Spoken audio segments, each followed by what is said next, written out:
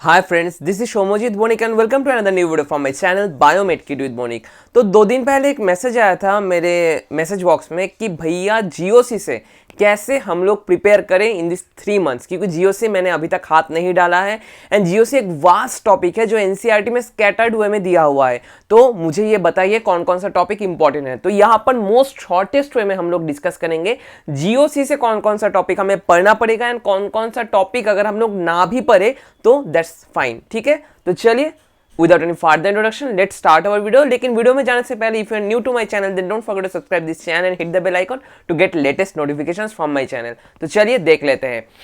तो GOC it is a most scattered chapter in chemistry, in organic chemistry 11 में कहो class 12 में कहो, ये बहुत स्कैटर्ड वे में दिया हुआ है, कोई पर्टिकुलर चैप्टर नहीं है GOC का। ठीक है, तो यहाँ पर हम लोग देखेंगे कौन कौन सा टॉपिक इंपॉर्टेंट है एंड वेटेज कितना है। फर्स्ट जो टॉपिक हमें देखना पड़ेगा दैट इज द नोमेनक्लेचर। ठीक है, दैट इज द नोमेनक्लेचर।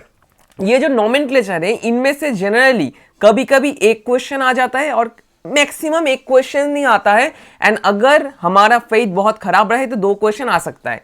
लेकिन नोमेनक्लेचर में क्या होता है, जनरली बहुत सारे स्टूडेंट्स बहुत हाई लेवल प्रिपरेशन कर जाते हैं नोमेनक्लेचर में, लेकिन एज पर नीट कॉन्सर्न अगर आप लोग सिर्फ और सिर्फ प्रीवियस ईयर्स क्वेश्चन देख जाओ नोमेनक्लेचर से that's enough. And JEE mains का जो प्रीवियस ईयर्स क्वेश्चन है वो भी अगर आप लोग फॉलो कर जाओ नोमेनक्लेचर के लिए तो वो इनफ है। ज्यादा कुछ हाई फाई पढ़ने की कोई जरूरत नहीं है, सिर्फ प्रीवियस ईयर्स क्वेश्चन देखकर जाना नोमेनक्लेचर के लिए। सेकंड चीज आइसोमेरिज्म, ये एक बहुत इंपॉर्टेंट चीज है जो आप लोग मिस कर जाते हो, लेकिन हर एक आइसोमेरिज्म इंपॉर्टेंट नहीं है, समझो बात को। आइसोमेरिज्म के अंदर बहुत सारे डिवीजन होते हैं, इनमें से भी जनरली 1 और 2 क्वेश्चन आ जाते हैं। तो आइसोमेरिज्म से जो जो इंपॉर्टेंट टॉपिक है वो आप लोग please please please note down कर लो।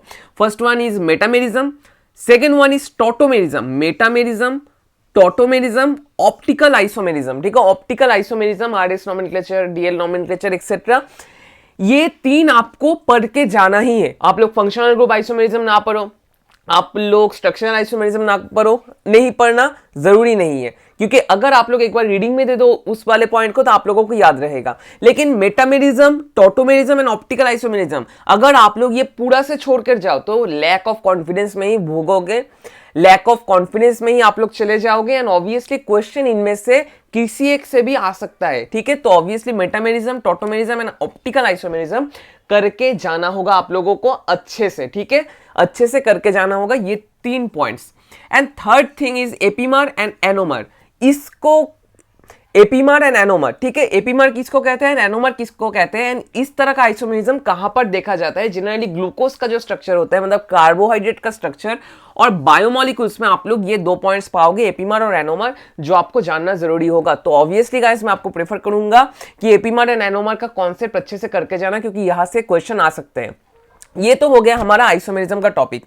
इसके बाद आते हैं इंडक्टिव इफेक्ट। तो देखो यहां पर एक मैं बहुत इंपॉर्टेंट फैक्ट बताना चाहता हूं। देखो अगर आप लोग जीओसी छोड़कर जाओ तो ऐसा भी हो सकता है कि कोई क्वेश्चन जीओसी में नहीं भी आ सकता है और एक क्वेश्चन भी आ सकता है एंटायर जीओसी से।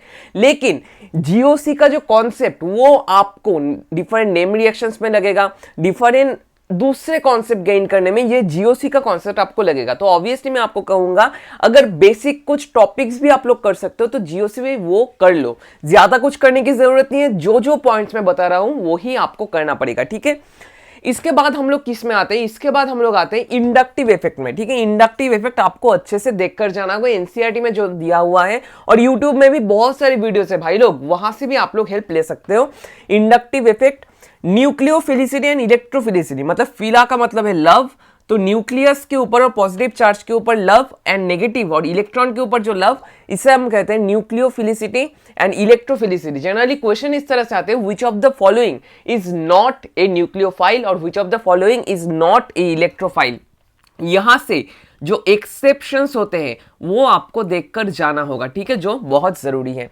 इसके बाद आते हैं रेजोनेंस एंड मेसोमेरिक इफेक्ट। ये कॉन्सेप्ट लेकर जाना है, ये रट्टा मारने की कोई जरूरत नहीं है, इनमें से ज्यादा क्वेश्चन नहीं आते। लेकिन एसिडिटी एंड बेसिसिटी डिफाइन करने के लिए और क्लास 12 का जो ऑर्गेनिक केमिस्ट्री है उसका एसिडिटी एंड बेसिसिटी डिफाइन करने के लिए आपको रेजोनेंस एंड मेसोमेरिक इफेक्ट बहुत जरूरी होगा। सो गाइस आपको मैं ये कहूंगा ये अच्छे से करके जाना, क्योंकि बहुत सारे ऐसे भी होते हैं क्वेश्चन जहां पर स्ट्रक्चर देखकर वो लोग कहते हैं which of the following is not a resonating structure और which of the following is not a example of mesomeric effect etcetera question आ जाते हैं कभी कभी। तो इसके लिए भी मैं प्रेफर करूंगा प्रीवियस ईयर्स जेईई मेंस का क्वेश्चन आपको देखकर जाना है, ठीक है, नीट का नहीं, जेईई मेंस का क्वेश्चन आप लोग देखकर जाओगे for resonance and mesomeric effect, ठीक है।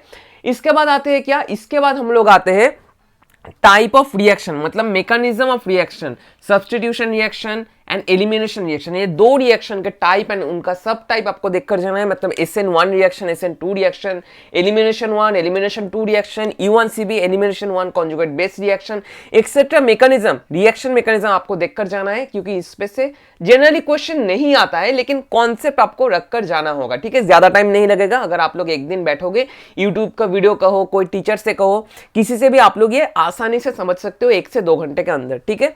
इसके बाद आते हैं one of the most important thing, aromatic compounds. तो जनरली किस तरह से क्वेश्चन होता है, जनरली इस तरह से क्वेश्चन होता है विच of the following is not following the rule of aromaticity. Aromaticity का 3 फॉर्मूला से वहां पर एग्जाम्पल दिया हुआ होगा, जैसे नाइट्रोबेंजीन, बेंजीन, एंथ्रासिन एंड दूसरा कोई ऑप्शन, इनमें से आपको पूछा जाएगा विच of the following is not A aromatic compound, which of the following is not A aromatic compound and which of the following is a aromatic compound, etcetera etcetera question, ठीक है।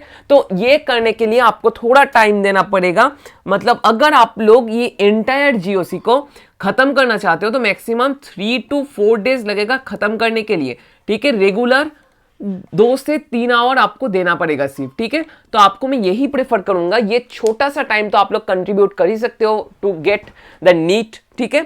तो ऑब्वियसली मैं कहूंगा जीओसी को ignore मत करना, जो ये छोटा छोटा पॉइंट मैंने बता दिया इसको ही फॉलो करो ताकि जीओसी में अच्छा खासा कॉन्सेप्ट डेवलप कर सको, ठीक है। आज सिर्फ इतना ही, नेक्स्ट दिन आऊंगा और कुछ इंटरेस्टिंग वीडियोस को लेकर, तब तक आज सिर्फ इतना ही, नेक्स्ट दिन आऊंगा और कुछ इंटरेस्टिंग वीडियोस को लेकर। अगर अभी भी आपका कोई क्वेरी है तो नीचे कमेंट बॉक्स में कमेंट करना मत भूलना, I will obviously make a video on that topic, ठीक है। तो ये देख लो फिर से एक बार, स्क्रीनशॉट ले सकते हो आप लोग और कोई नोट में नोट डाउन कर सकते हो। तो चलिए गाइस, नेक्स्ट दिन मिलूंगा और एक इंटरेस्टिंग वीडियोस को लेकर।